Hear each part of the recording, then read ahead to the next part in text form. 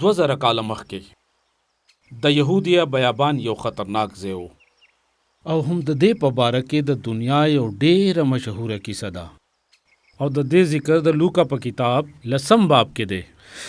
یو د شرع عالم غوښتل چې د عیسی علیه السلام تعلیم وازمایي. هغه ترنه یو سوال وکړو: مالکه، زه داسې څوک یم چې د تل ژوندون وارث شم. د حضرت موسی په شریعت کې څه لیکلي دي؟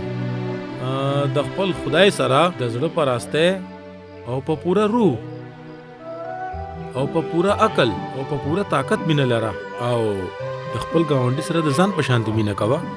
ستا جواب صحیح دی. دغه شان کوه نو ژوندی به اوسې. زما ګاونډي څوک دی؟ هغه سړي بیس کول غوښتل، نو عیسی فیصله وکړه چې هغه ته یوه کیسه وکړي. یو سړی د بیت المقدس نه یریخو ته روان و او یریخو ته صرف یو لار تلې وه، کومه چې بیابان نه تېره شوې وه.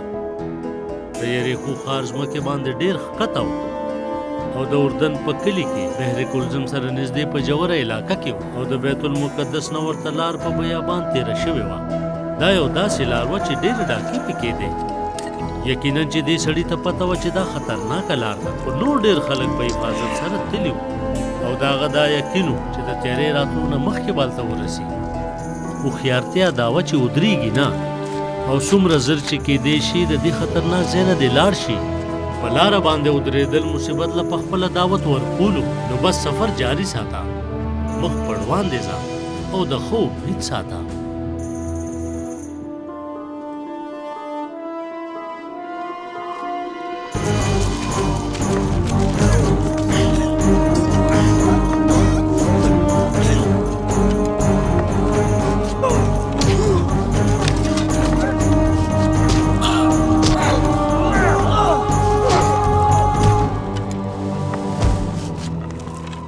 هغه ډاکوانو ونیسه. ډاکوانو ته هر څه واغستل، جامې یې ترې ومویستې او هغه مسافر بېهوشه شو. په کارو چې څوک د هغه مدد وکړي.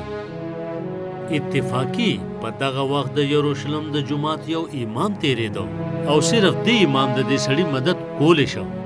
خو د لارې خواته چې دا زخمی سړی پروت و، نو دا مصیبت هم جوړېدی شو او هغه ژوندی و یا مړ. که دا سړی مړ و نو بیا د لاش له لاس وړلو سره هغه د خپل مذهب په مطابق ناپاکه کېدی شو. دغه شان یو لیوي په هغه لاره تېرېده. لیویان هم هغه خلک وو چې د خدای په کور کې به خدمت کو. یقینا چې هغه له د بل انسان د مدد لپاره سکول پکار و. خو دا زخمي سړی هغه لیوي نه پیژنده. د هغه جامې نه وې چې د هغې نه دا ثابته شوې وه چې دا د هغه ملګری یهودي دی یا یو سامري دی. د چا نه به چې دوی نفرت کولو، کیدای شي دا ورته د څه ګناه سزا میلو شوي وي. لږ شان امید اوس هم موجود و. که هغه د تیارې نه مخکې مړ شي نو ټپوسان به راشي، او که د تیارې نه پس مړ شي نو ځنګلي ځناور. په هغه لار یو سامري مسافر روان و.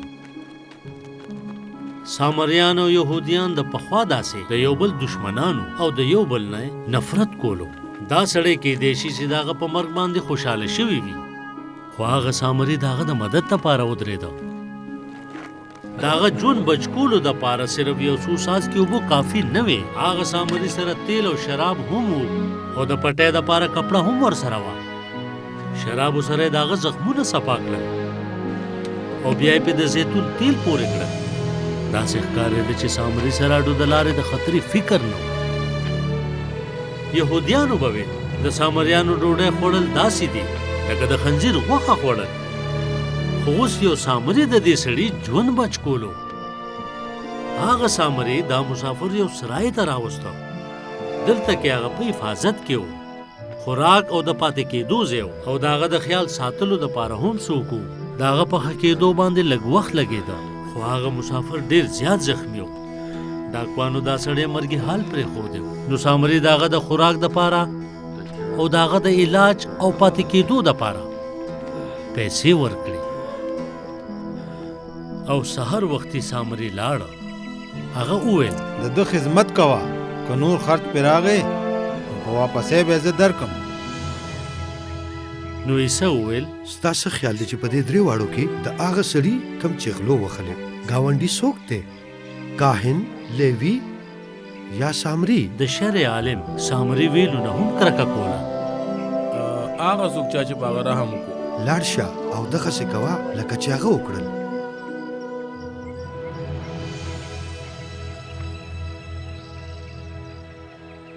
دا خو به د شر د عالم د پاره د بیزتۍ خبره وه.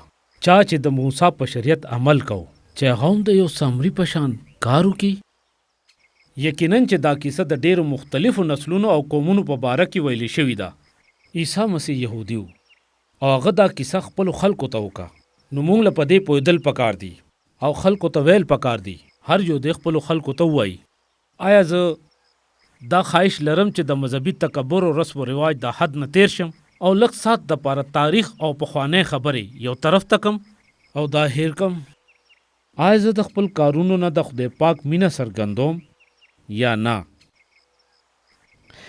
په دې کیسه کې یو بل موړم دی.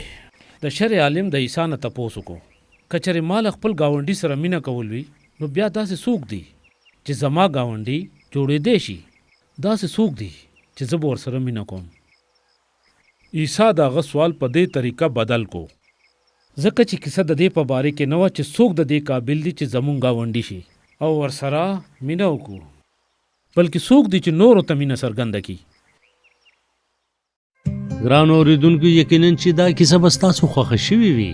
همدغه شان نورو کیسو اورېدلو دپاره تاسو ضرور زمونږ چینل سبسکرایب کړئ او که تاسو دا کیسې بغیر د انټرنیټ نه اورېدل غواړئ یا موږ سره رابطه کول غواړئ نو د پلی سټور نه زمونږ د کیسو ایپ ډاونلوډ کړئ